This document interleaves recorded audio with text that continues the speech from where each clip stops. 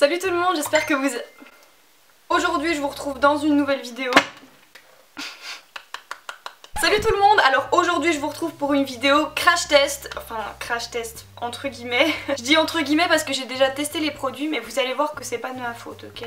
J'ai reçu 3 produits, donc 2 produits de la marque Lovis Derma. Celui-ci est fabriqué à Taïwan et celui-ci aux États-Unis. Et en plus il me vole toute la lumière, c'est génial. Et j'ai également reçu un produit de la marque JBMD Switzerland, donc qui est une marque suisse. Voilà. Et donc sur un site, un genre de e-shop, c'est marqué que c'est des tendances taïwanaises. Donc du coup on va tester des tendances taïwanaises, c'est parti. L'intro va être relativement longue parce qu'il faut que je vous explique comment ça s'est passé ce partenariat, parce que ça a été plein de rebondissements. Mais si vous voulez directement voir le crash test, je vous mets par ici le nombre de minutes à laquelle il faut avancer la vidéo pour commencer le crash test. Vous savez, mes intros sont très longues, mais j'adore parler. Donc du coup je vous explique un petit peu comment ça s'est passé. De base j'ai déjà tourné la vidéo une fois. Où c'était vraiment un crash test, hein, parce que je testais les produits en direct, c'était la première fois que je les essayais. Et bon bah j'ai tourné ça il y a genre 1 ou 2 semaines, facile. Elle était au montage et puis j'avais d'autres vidéos que je voulais poster avant celle-ci. Donc du coup je me suis pas trop occupée du montage et là il y a 2-3 jours je me suis dit bon on va peut-être commencer à la monter. En plus j'ai reçu un mail de la marque qui me faisait comprendre bouge-toi le cul s'il te plaît. J'ai eu un petit peu du mal à... S'il te plaît. Donc je commence à la monter tranquillement et puis je me suis rendu compte qu'il me manquait plus de la moitié des rushs. Donc du coup je sais pas comment je me suis démerdée, j'ai dû importer ça comme une couille. J'ai recommencé à tourner la vidéo hier, sauf que j'étais de très mauvaise humeur hier. Bon pareil, je vous ai dit en début de vidéo j'ai reçu 3 produits, mais là dans cette vidéo je vais en tester que 2, donc uniquement la marque Lovis Derma, parce que le produit de le produit de JBMD là, c'est un produit avec de la vitamine C, vitamine A, vitamine E, bref c'est un genre de traitement pour les rides, repulper la peau, etc. J'ai pas de rides donc je vais essayer de m'arranger pour faire tester ce produit à ma mère par exemple, ou je ne sais pas. Maman si tu regardes cette vidéo je veux pas dire que t'es vieille mais t'es quand même un peu plus âgée que moi donc voilà. Bref du coup aujourd'hui je vais me concentrer sur les produits Lovis Derma. Alors pareil, j'ai essayé de me renseigner un petit peu sur la marque, comme vous le savez, enfin moi je suis un petit peu peureuse, voilà. C'est une marque que je connaissais pas du tout. Le problème c'est que c'est des produits voilà un peu made in Taiwan, etc. Donc la plupart des trucs c'est en chinois. Alors je ne comprends pas un pet de chinois, hein, qu'on soit clair. Et donc du coup la marque quand elle m'a contactée, elle m'a forcément laissé un lien vers son site, lien que je suis censée également vous donner. Je vois les produits, je me dis oui bon bah ça a l'air pas mal, etc. Je vois la description, je lis un peu, je dis bon bah, ça a l'air plutôt cool. Donc du coup je leur dis oui, mais le truc c'est que sur le site il n'y avait pas de prix et il n'y avait pas pour commander le produit non plus.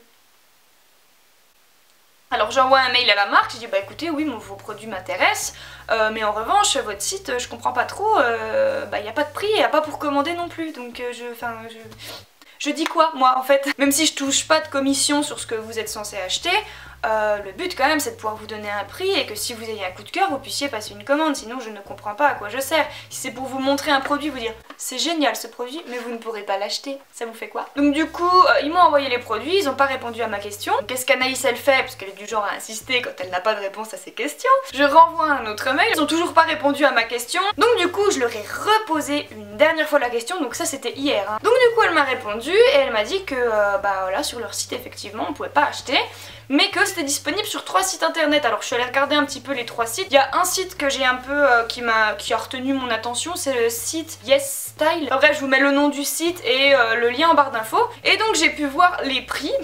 Et je sais maintenant que sur ce site là vous pouvez commander, donc voilà, si jamais les produits vous plaisent, bah sachez que vous pouvez les commander sur le site Yes Style, voilà. Donc du coup je vous mets quand même le lien vers le site Lovis Derma, mais bon. Bref, donc du coup vous savez tout, donc c'est parti, on va commencer avec le crash test de ces petites tendances taïwanaises. Donc, je vais vous présenter assez rapidement les produits, je vais les appliquer sur mon visage, je vais vous faire des petits avant-après.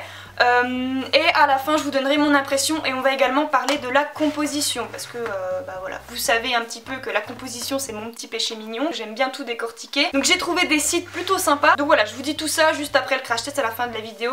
De toute façon, chose que je vais me mettre à faire quand c'est des vidéos longues comme ça, je vous mets un sommaire dans la barre d'informations pour que vous sachiez à quel moment je parle de telle ou telle chose. Donc s'il y a juste la composition qui vous intéresse, regardez le sommaire et vous allez voir il y a tant de minutes, vous avez le moment où je parle de la composition. Je la ferme, je parle beaucoup trop, mais bon, c'est pour ça que vous m'aimez, j'espère. Là, il y a une connasse. Non, c'est trop long en commentaire, bref. Du coup, c'est parti. Alors, j'ai reçu un masque comme ceci qui s'appelle le B5 Hydra Boost.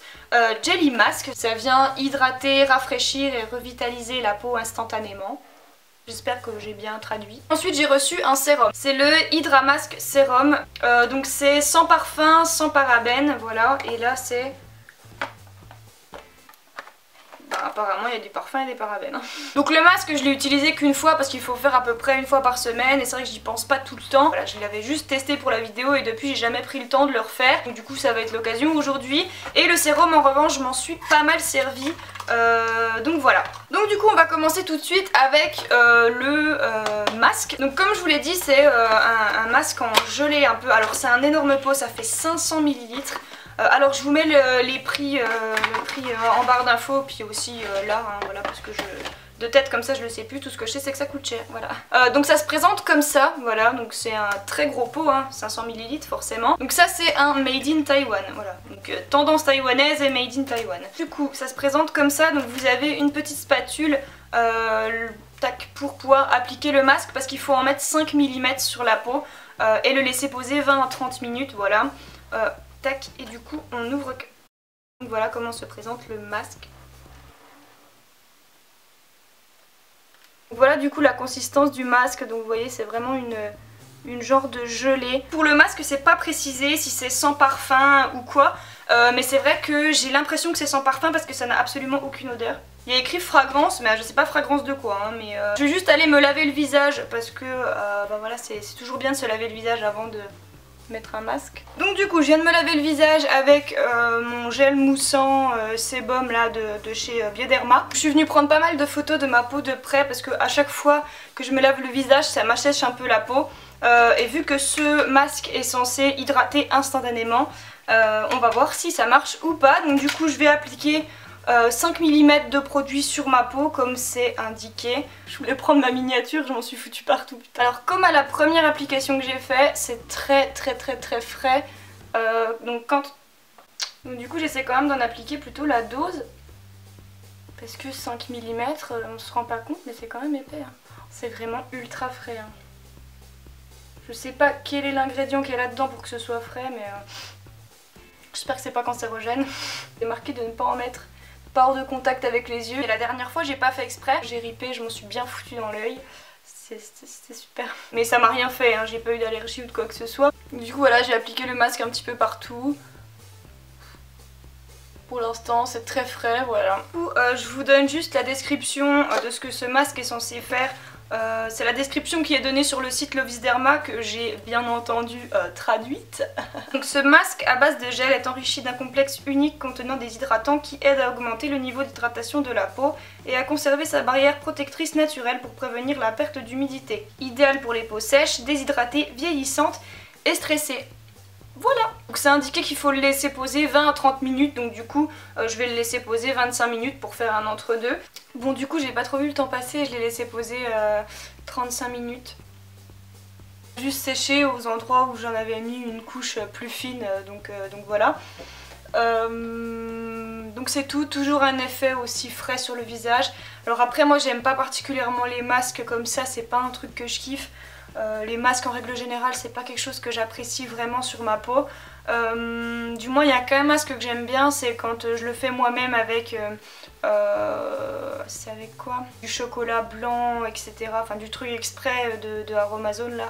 Enfin bref, quand je fais mon mélange moi-même. Bref, je vais aller le rincer tout de suite parce que là ça fait trop longtemps qu'il est sur mon visage. Donc c'est bon, je me suis lavé le visage. Alors j'ai attendu environ 5-10 minutes que mon visage sèche vraiment pour voir si les sécheresses réapparaissent. Parce que juste après s'être lavé le visage, forcément les petites peaux sont encore mouillées. Donc du coup j'aime bien attendre un petit peu pour voir.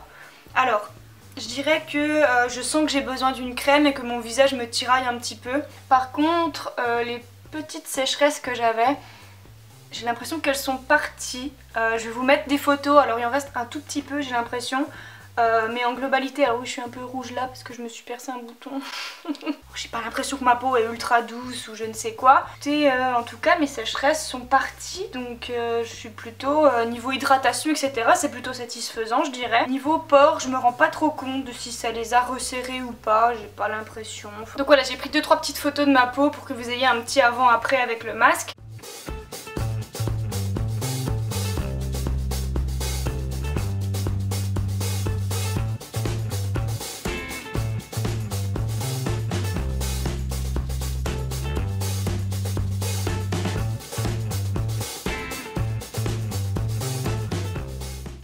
Et je vais maintenant passer au sérum, donc c'est le Hydra-Max Sérum. Incorpore la haute concentration de sodium hyaluronique qui augmente la rétention d'eau et l'hydratation tout en maintenant une barrière essentielle au niveau de l'humidité contre l'environnement. Ce sérum très léger pénètre rapidement dans la peau tout en libérant du panthénol, vitamine B5 et du niacinamide, vitamine B3. Pour aider à renforcer la peau et guérir les tissus endommagés, votre peau sera visiblement plus douce et tonifiée, idéal pour tous les types de peau. Donc le sodium hyaluronate, c'est un dérivé de l'acide hyaluronique. Donc c'est censé hydrater pendant 24 heures d'après ce que je comprends. Donc ce sérum on est censé l'utiliser matin et soir. Donc, le mieux avec un sérum normalement c'est de l'utiliser avant une crème hydratante.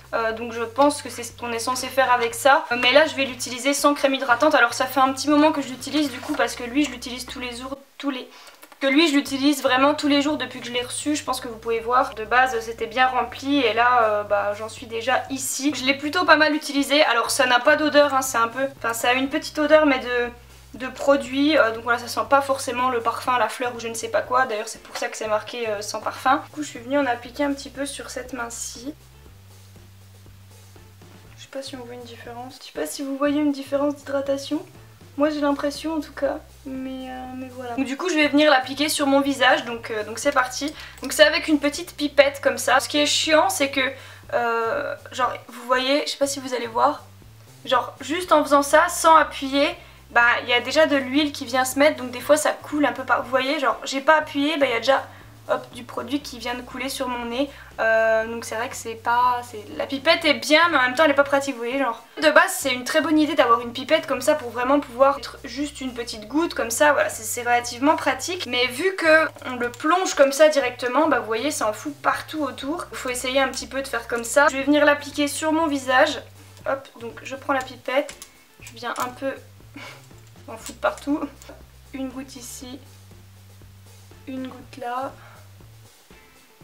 Sur mon front, donc je fais un trait comme ça. Vous allez voir que ça sèche relativement vite. Par moments j'en mets sur les yeux mais j'essaie quand même d'un petit peu éviter. Alors ça glisse très très bien quand on l'applique. C'est pas quelque chose de sec ou de compliqué à appliquer. Donc là c'est encore relativement simple à appliquer. En fait ça sèche pas trop vite donc ça laisse le temps d'appliquer. Là ça commence à sécher, là ça y est je peux plus vraiment y toucher là. Là ça y est, ça devient trop sec, trop moitié sec, moitié humide pour que j'y touche, donc du coup je tapote un peu.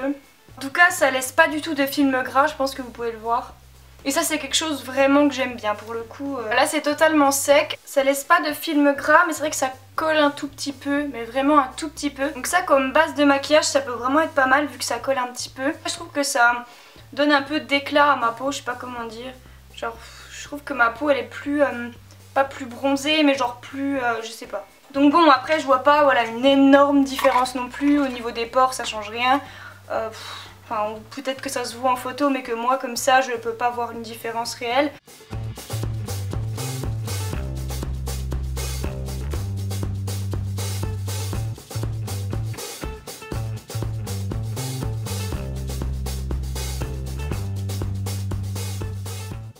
Ce sérum voilà je l'aime bien, ce qui est bien c'est que on sent quand même qu'il est un peu hydratant, c'est à dire que par moment quand j'ai des petites sécheresses, bon bah là du coup j'en ai plus grâce au masque, mais quand j'ai des petites sécheresses c'est vrai que ça les enlève. Ce qui est bien aussi c'est que c'est pas gras, du coup ça sèche très très vite, donc ça avant son maquillage je trouve ça très pratique de ne pas avoir quelque chose de gras.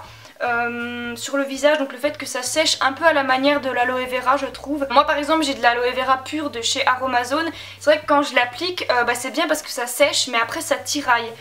Que là ça sèche mais ça ne tiraille pas. Donc du coup maintenant on va s'intéresser un petit peu plus à la composition de ces deux produits parce que comme vous le savez c'est quelque chose que j'aime plutôt bien savoir. De base j'ai essayé de scanner ces produits sur Yuka ainsi que sur Inky Beauty. Donc si vous le savez pas c'est tout simplement des applications sur lesquelles juste en scannant un produit on peut voir sa composition et savoir quels ingrédients sont bons, lesquels sont mauvais, très mauvais, etc. Donc du coup sur Yuka et Inky Beauty les produits Lovis Derma ne se scannent pas ou du moins ne sont pas connus, c'est que personne n'a jamais scanné ces produits. Alors j'ai trouvé un site qui s'appelle Zandiscope et sur ce site en fait vous avez juste à entrer un par un les ingrédients dont vous voulez savoir s'ils sont bons ou non Et une fois que vous avez rentré les ingrédients, donc il va vous dire un petit peu à la façon de Yuka ou d'Inky Beauty si les ingrédients sont bons ou non, c'est des perturbateurs endocriniens, si c'est des allergènes ou s'il y a d'autres choses à savoir sur ces ingrédients. Donc c'est ce que j'ai fait avec ces deux produits-ci, j'ai rentré chaque ingrédient un par un. Et déjà ce qu'on peut voir c'est que la liste d'ingrédients est beaucoup plus courte pour le sérum que pour le masque et peut-être que vous le savez pas mais plus une liste d'ingrédients est courte, meilleur c'est en fait. Donc on va d'abord s'intéresser au masque. Donc il y a deux pages d'ingrédients. Donc sur la première page, le premier ingrédient qui pose problème c'est du chlorphénézine, je sais pas trop comment ça se prononce mais peu importe. Et on peut voir que c'est un perturbateur endocrinien. Et dans autre information il y a marqué libérateur de formaldéhyde, une substance allergène et cancérigène. Rien que pour ça j'ai plus du tout envie de l'appliquer sur ma peau, très clairement. Ensuite on a du phénoxyéthanol, alors perturbateur endocrinien également. Et c'est un allergène, voilà. On a également du disodium EDTA qui est un allergène et qui est très polluant, peu biodégradable et qui a un impact inconnu sur la santé. C'est pas top non plus, mais le pire pour moi c'est quand même le chlorphénézine là, parce que cancérigène. Moi je vois cancérigène, ça me fait très peur déjà. Et ensuite dans les autres ingrédients on peut voir que bon ça va, c'est plutôt correct. Alors il y a des ingrédients qui sont inconnus, notamment fragrance, alors c'est du parfum donc bon voilà. Il y a également yeast extract et Corallina officinalis extract. Donc ça je suis venue les chercher directement sur le site Inky Beauty. Donc du coup j'ai pas trouvé yeast extract tout seul. Donc du coup sur Inky j'ai trouvé hydrolyzed yeast extract. Donc je sais pas s'il y a vraiment une grosse différence mais en tout cas c'est noté comme un bon ingrédient. Donc voilà. Et donc on a également la Corallina officinalis extract et là c'est également noté bien. Du coup bon pour ces deux ingrédients là ça va. On va passer maintenant au sérum juste ici, donc j'ai fait la même chose. Là ça tient sur uniquement une seule page et on peut voir qu'il y a du phénoxyéthanol dedans. Ça c'est vrai que c'est un ingrédient dont j'ai déjà entendu parler, le phénoxyéthanol. Je crois que c'est présent dans pas mal de produits et c'est assez problématique. Je vais regarder sur Yuka dans des historiques de produits que j'ai déjà scannés. Mais il me semble que j'ai déjà retrouvé du phénoxyéthanol. C'est un sérum donc on va peut-être regarder dans les crèmes. Ouais voilà, par exemple dans une crème Rituals, alors je vais vous faire le screen.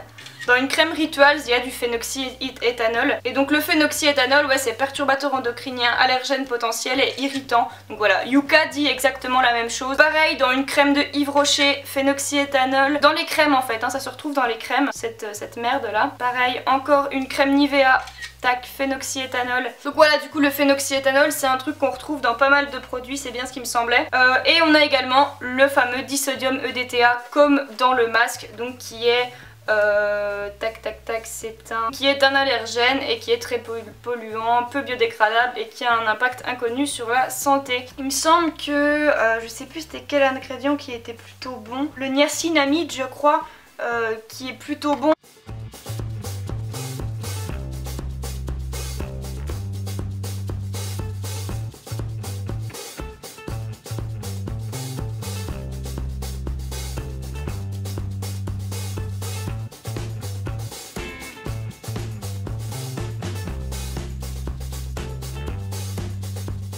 Donc du coup voilà, alors si on compare les produits au niveau de la composition cette fois-ci, bon bah le sérum est meilleur puisqu'il contient moins d'ingrédients problématiques. Si dans le masque on a 3 ingrédients problématiques dont 2 perturbateurs endocriniens et un qui est cancérogène, et également donc le fameux disodium EDTA. Alors, le disodium EDTA on le retrouve dans les deux, donc du coup bon, à ce niveau là on peut pas dire qu'il y en a un qui est meilleur que l'autre. En revanche dans celui-ci il y a uniquement le phénoxyéthanol qui est mauvais, donc voilà, perturbateur endocrinien. Mais en tout cas donc voilà, niveau composition celui-ci est meilleur. Il y a quelques mois j'aurais testé ces produits-ci, je me serais pas arrêtée à la composition, je me serais dit ouais bah au final c'est pas meilleur mais c'est pas pire que les produits qu'on retrouve en parapharmacie, en grande surface etc. La preuve avec les produits que je vous ai montré qui possèdent du phénoxyéthanol, bah voilà c'est des produits qu'on retrouve dans la plupart des crèmes, Yves Rocher, Nivea et même les marques de luxe etc. Hein, parce que c'est pas parce que c'est du luxe que c'est meilleur, attention. Si vous n'êtes pas très regardant sur la composition des produits et que vous achetez un petit peu tout sans forcément y faire attention, c'est de bons produits. Il y a quelques ingrédients là-dedans qui sont bons, donc bon, si vous prêtez pas attention à la compo, c'est de bons produits, niveau qualité etc. ils sont bons, niveau résultat sur la peau c'est de bons produits, mais si vous faites attention à la composition comme moi, c'est des produits qui moi me font peur. Alors un peu moins celui-ci. Vraiment n'hésitez pas à télécharger les applications, etc. N'importe quelle application, mais pour regarder ce qu'il y a dans vos produits, parce que c'est quand même méga important, merde. Je vous engueule à moitié alors que vous n'y êtes pour rien. Moi je sais que j'essaye vraiment de prendre de bons produits pour ma peau. Je sais qu'on peut jamais avoir un produit à 100% bon, à moins de s'appliquer directement de l'huile de coco. Ce que je fais d'ailleurs, hein. Voilà. Du coup c'est des produits qui sont quand même relativement efficaces sur la peau.